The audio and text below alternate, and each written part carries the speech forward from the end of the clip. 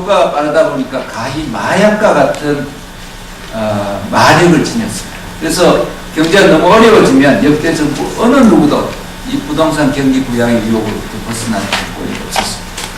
물론 이 정부도 마찬가지입니다. 동시에 노무현 정부도 일종의 정책 홀선이 있었던 시기가 있었습니다. 그래서 진보 보수할 것 없이 이른바 건전한 보수들은 우리나라가 앞으로 먹고 살 길이 건설업이 아니고 지식산업이고 하이테크 산업입니다. 우리 제발 거기에서부터 벗어나자는 주장을 하고 있습니다. 심지어 현재 이명박 정부도 인위적 건설 경기 부양 안 한다고 하셨습니다. 그러나 과연 이 마약을 끊을 수 있을까? 쉽지 않습니다. 첫째, 우리 경제에서 차지하는 비중이 너무나 큽니다.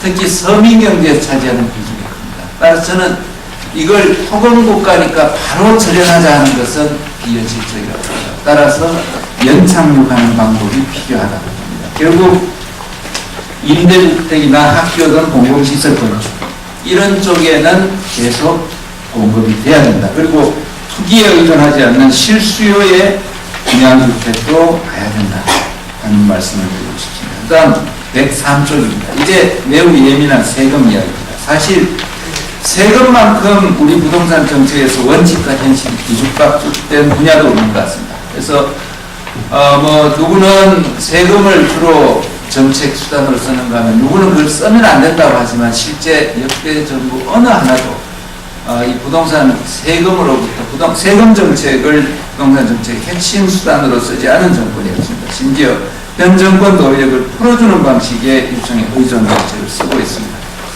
따라서 부동산 세금의 원칙은 다들 하는 이야기입니다만은 보유세는 높이고 거래세를 낮추는 것은 여전한 우리의 과제라고 봅니다. 다만 그것이 세수정대의 목표가 아니고 우리 세제 구조의 정상화라는 점에 주목할 필요가 있습니다. 104쪽입니다. 또 하나, 외국에서는 발달한 부동산 세금인데 우리나라에서 유독 사문화된 영역이 있습니다. 바로 임대소득세입니다. 이건 결국 우리 민간 임대시장이 정상화되지 않는 것, 정상화라기보다는 매우 정근대적 영역에 머물러 있는 문제와 연결되어 있습니다. 따라서 미래 부동산 정책에서 임대소득세 문제를 어떻게 처리할 건가는 매우 중요한 과제가 될 것 같습니다. 그 다음 세 번째 원칙입니다. 금융건전성은 규제가 아니고 규범입니다. 이른바 DTI 도입을 가지고 우리가 일종의 부동산 시장에 대한 종결자인 것처럼 생각하는 경향이 있습니다. 종결자라는 것은 무슨 뜻이냐면 경기가 과열됐을 때 DTI만 하면 잡힌다. 그 말을 거꾸로 생각하면 부동산 경기가 나쁠 때는 DTI만 풀면 된다는 착각을 하고 있는 것 같습니다. 부동산 경기가 나쁠 때 DTI 풀어서 돈을 더 빌려가라는 것은 더 큰 가계 파탄의 위험으로 내모는 것과 다르지 않습니다. 따라서 DTI나 LTV는 기본적으로 경기 대책이 아니고 가계와 은행의 건전성을 지키는 규범이라는 원칙을 훼손해서는 안 된다고 봅니다. 마지막 네 번째입니다. 모두가 이제 도시개발은 기존 시가지 개발이 핵심이라고 봅니다. 근데 기존 시가지 개발의 가장 걸림돌은 개발 이익의 소재를 둘러싼 사회 갈등입니다. 그게 뉴타운 문제이고 우리가 잘 아는 영상 참사의 문제입니다. 따라서 저는 개발 이익 환수를 전제로 그야말로 시장 친화적 창의적 개발을 허용해야 된다고 봅니다. 그래서 개발 이익 환수에 대한 원칙을 지키는 가운데 그 이외의 다른 영역에 대해서는 상당히 풀어줄 필요도 있다고 봅니다. 이 네 가지 원칙 하에 저는 두 가지 핵심 과제에 대해서만 강조드리고 마치도록 하겠습니다. 107쪽입니다. 첫 번째, 미래 부동산 정책은 이제 내 집이 아니어도 편히 살 수 있는 세계를 준비해야 됩니다. 왜냐하면 108쪽입니다. 우리 아까 이원재 국장님께서 우리는 자기 집에 사는 비율이 낮다 그랬습니다. 저는 낮지 않다고 보는 사람입니다. 왜 그러냐면 우리 현재 자가 거주율은 약 56%입니다. 서울은 더 낮습니다. 근데 자가 소유율은 61%입니다. 근데 일본이 벌써 40년째 자가 소유율이 61%에 머물러 있습니다. 그리고 미국이 한때 서프라임 모기지 사태가 터지기 직전에 68%까지 올라갔습니다만은 불과 4년 만에 3.5%가 떨어졌습니다. 지금 다시 64%로 60대로 내려오고 있습니다. 아마 조만간 미국은 63% 후반대에서 고착화되지 않을까 저는 예상합니다. 결국 무슨 뜻이냐면 내 집을 갖는 것은 그 109쪽에 있습니다. 109쪽 제의입니다. 내 집이 늘어난 시기가 언제냐면 우선 경제 여건이 좋아야 되고요. 고용이 안정돼 있어야 되고요. 저출산 고령화의 충격이 오기 전에 이루어졌다는 사실에 주목할 필요가 없습니다.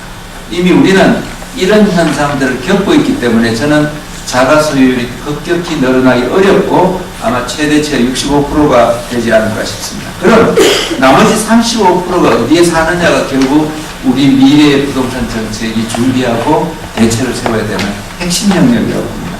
그래서 110쪽입니다. 결국 내 집에 못 산다면 결국은 공공임대나 민간임대에 살 수밖에 없는데 공공임대는 아쉽게도 너무 늦게 시작했습니다. 지금 현재 우리는 OECD 국가 중에 공공임대주택을 가장 많이 현재 짓고 있는 국가입니다. 연간 6, 7만 원씩 건립되고 있습니다. 그럼에도 불구하고 선진국, 최고 선진국들처럼 20%에 간다는 것은 저는 아예 불가능합니다.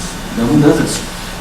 저는 10%는 이미 국토부도 얘기하고 있으니까 조만간 달성할 수 있을 것 같고 저는 최대치가 15%일 것 같습니다. 그럼 결론은 나머지 20%는 어떻게 할 거냐? 결국 민간 임대주택에 거주해야 됩니다.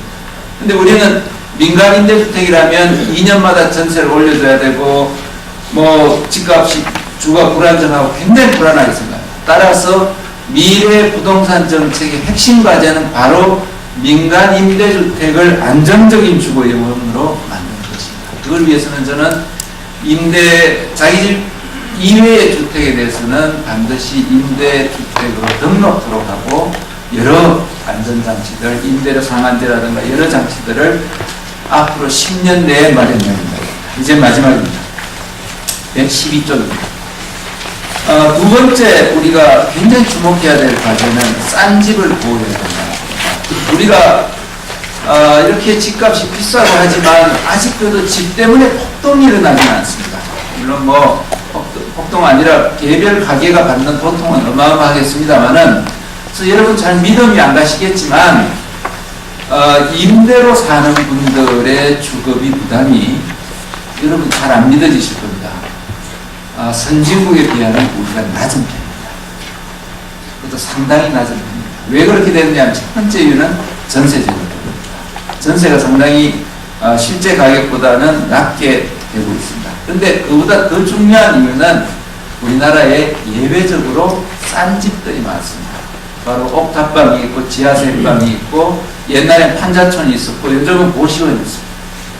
만약 이 싼 집들이 사라진다면 우리가 생각하는 단계에 이르기 전에 심각한 주거 위기를 고맙습니다.